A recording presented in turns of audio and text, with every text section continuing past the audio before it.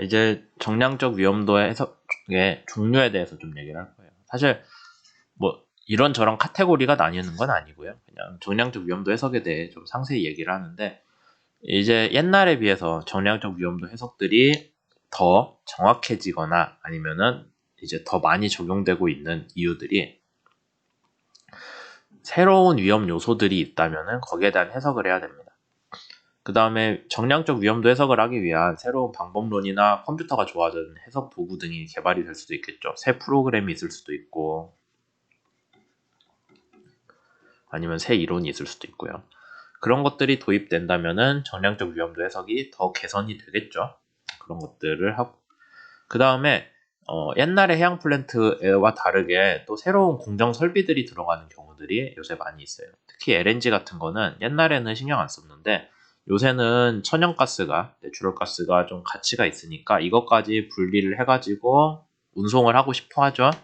근데 천연가스는 부피가 많이 크기 때문에 얘를 압축을 한 CNG를 만들거나 아니면은 액화를 LNG를 만드는데, CNG는 압력이 높고요. LNG는 온도가 낮잖아요. 이런 조건 다 옛날에는 별로 신경 안 쓰던 거거든요. 그러니까 최근 들어서 이런 새로운 공정 설비가 들어가면서 더 새로운 조건에서의 작동을 하는 시스템들의 위험도 해석이 추가로 요구된다라는 것까지 알 수가 있습니다.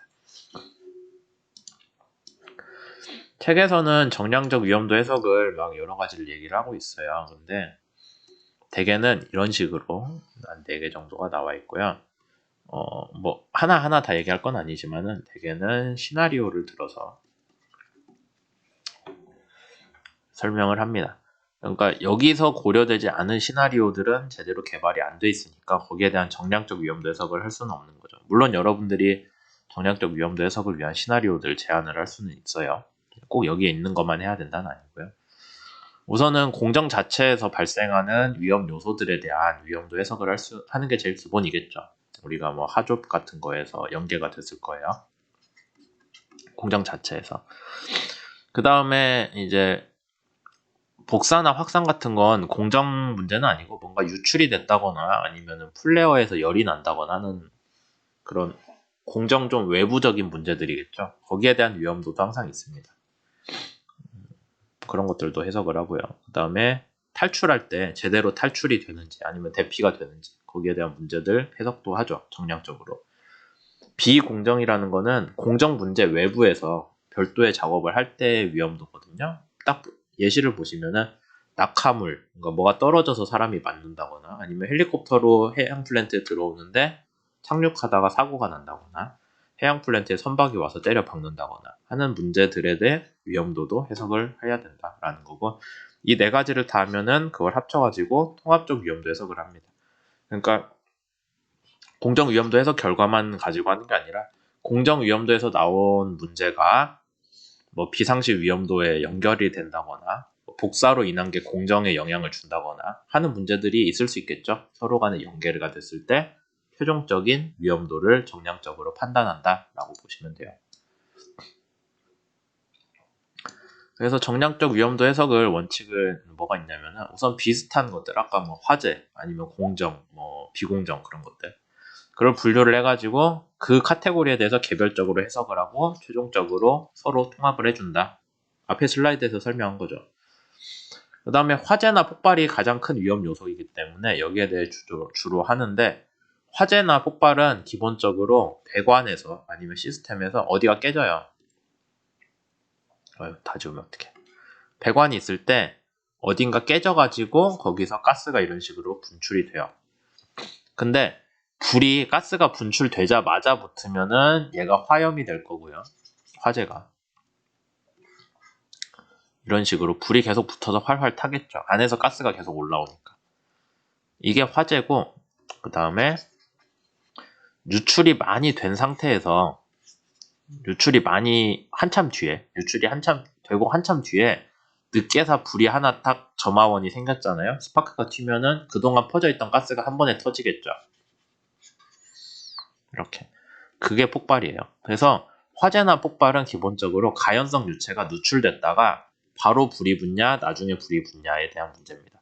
물론 다행히 불이 아예 안 붙고 한참 있으면 다 확산돼서 없어지겠죠. 그러면 화재나 폭발로 이어지진 않는데 그 전에 점화원이 하나라도 들어오면은 화재나 폭발이 된다라는 얘기예요. 그러면 유출된 가연성 유체가 뭐 화재나 폭발이 되기 전에 어떻게 처리를 해야 되겠냐?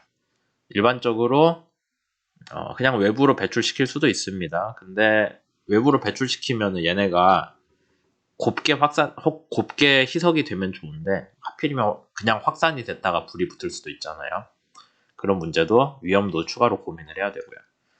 그 다음에 비상감압이라는 거는 공정을 멈추고 그 멈춘 데에 있는 그 공정대에 되게 탄화수소겠죠. 가스나 원유 그거를 그냥 다 뽑아내가지고 불로 태워버리는 거거든요. 급하게 태우기 때문에 열이 많이 나겠죠. 그걸로 인한 위험도도 추가로 고민을 해줘야 됩니다. 그 다음에 안 태우고 그냥 배출시켰는데 그 탄화수소, 가스나 뭐 원유 같은 거 그런 게 다른 공기를 이용하는 시스템들, 공기를 빨아들여서 쓰는 환기 장치라거나 HVAC이 뭐 환기, 그 다음에 환기, 냉방, 뭐 에어컨 그런 거 합쳐서 부르는 말이거든요. 그러니까 이런 공기를 이용하는 시스템 아니면은 엔진 같은 거에 탄화수소가 유출돼서 들어가면은 좀 문제가 되겠죠. 추가적인 위험이 발생할 겁니다.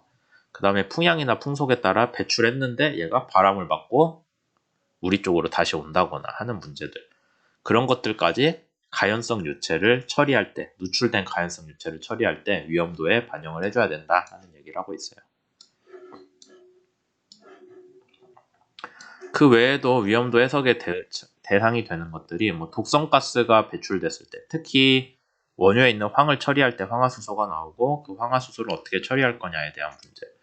황화수소 같은 거는 부식성이 강하기 때문에 그냥 공기 중에 뿜어내면은 주위에 있는 장비들이 다 부식이 될 수도 있어요. 그런 문제들도 위험도에 반영을 해주고요. 그 다음에 아까 엔진 같은 거, 디젤 엔진 발전기 같은 걸 돌리는데 거기서 나온 배기가스가 헬리콥터나 환기 장치에 들어가면 안 되겠죠. 그러니까 그런 위험도를 고려해서 배기구 위치도 결정하고 대피나 탈출로도 설계할 때 위험도를 봐가지고 대피로가 얼마나 복잡할수록 대피를 못하기 때문에 그런 것도 막아주게 설계를 합니다. 그 다음에 제일 중요한 비상 상황에서 불을 끄기 위한 물이나 아니면은 전원이 유지가 돼야 이 조명 같은 게 있어서 사람들이 탈출할 길을 알잖아요. 그런 비상전원 같은 것도 얼마나 잘 돌아가는지, 얘네가 고장 날지, 뭐 얘네 위험도는 얘네한테 영향을 주는 위험도는 얼마일지를 생각을 해야 앞에서 위험도 해석을 할 때 대피 탈출에 대한 위험도 분석이 되겠죠. 그런 것들을 신경을 써야 됩니다. 그 다음에 비공정 위험도 해석을 할 때는 뭐 아까 얘기했던 크레인, 선박, 헬리콥터 등등의 위험이 있고 비공정 위험의 문제지만 밑에 배관이 있는데 크레인으로 뭐를 옮기다가 어떤 짐을 옮기다 얘가 떨어져서 배관을 맞으면은 거기서 유출이 생길 수 있겠죠. 그러니까 크레인 작업 광경 안에 배관이 있다면은 그 배관에 대한 위험도도 추가로 연계해서 통합적으로 볼 수가 있습니다. 그런 통합적인 얘기들을 한 거예요. 그 다음에 그 사망자 위험도에서 사고 피해죠. 피해 계산은 어떤 식으로 하냐? 직접적으로 피해 대상이 딱 정해지는 경우들이 있어요. 여기에 사고가 나면 이 사람들은 반드시 사망자가 되겠다 싶은 거.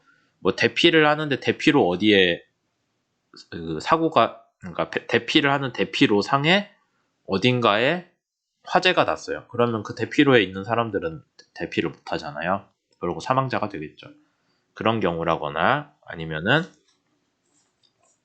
헬리콥터 같은 거 충돌하면은 거기 타고 있는 사람들이 죽겠죠. 그런 식으로 계산을 할 수도 있고요. 간접적인 거는 화재나 폭발에서 사람이 살아남을 수 있을지 없을지는 상황에 따라 다르잖아요. 확률 문제가 되겠죠. 그러니까 이런 것들은 간접적으로 사람이 죽을 확률을 계산을 해가지고 반영을 해준다라는 얘기가 있습니다. 정량적 위험도 해석은 아까 얘기했듯이 개념 설계부터 쭉 날아오다가 상세 설계에서 주로 하는데 그 이전에 뭐를 해줘요 우리가? 하지드, 그 다음에 하조본 상세 설계하고 하는 거고 그 다음에 화재나 폭발 위험도 분석도 해주고 통합 분석까지 해준다라는 거 얘기를 하고 있습니다. 화재나 폭발로 인한 피해는 어떻게 계산을 하냐면은 뭐 이런 식으로 컴퓨터 시뮬레이션을 해서 불이 났을 때 어느 정도 영역까지 화재가 퍼지고, 화재가 퍼졌을 때 그 안에서 사람이 죽거나 아니면은 구조물이 고장날 확률들이 나올 거잖아요. 그런 식으로 합니다. 그래서 요새는 컴퓨터 시뮬레이션을 가지고 많이 하고 있고요. 물론 화재 폭발 위험도를 해석을 할 때 빈도 곱하기 피해잖아요. 안전 시스템을 설치를 하면은 화재 발생 빈도도 낮출 수 있고요. 화재 경보기 같은 걸로. 그 다음에 소화 시스템이 잘 돼 있으면 피해도 낮출 수 있겠죠. 이런 것들도 다 반영을 해서 폭발 위험도를 해석을 하게끔 되어 있어요. 그러니까 그냥 단순히 불이 나서 완전히 다 망했다 하는 케이스만 보자는 게 아니라 우리가 지금 설치한 안전 시스템이 적절한 SIL, 안전무결도 수준에서 이 정도의 위험도를 줄일 수 있다라는 것까지 다 계산에 감안을 해야 된다라는 얘기죠.